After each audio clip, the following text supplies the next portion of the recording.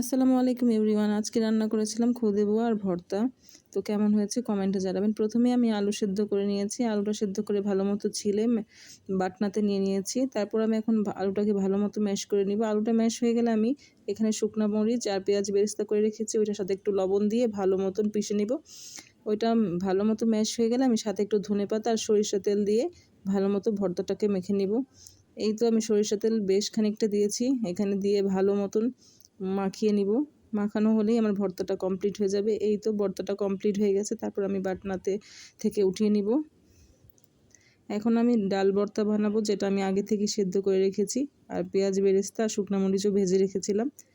তো ডাল ভর্তাটা বেশি ম্যাশ করতে হয় না, কারণ ডালটা ভালো মতোই সিদ্ধ হয়ে গেছে। এখানে শুকনো মরিচ আর পেঁয়াজটাকে ভালো মতন ম্যাশ করছি, তারপর একসাথে মাখিয়ে সরিষা তেল দিয়ে ভর্তাটা কমপ্লিট হয়ে যাবে। তারপর আমি এখানে কাঁচা পেঁয়াজের ভর্তা বানিয়েছি।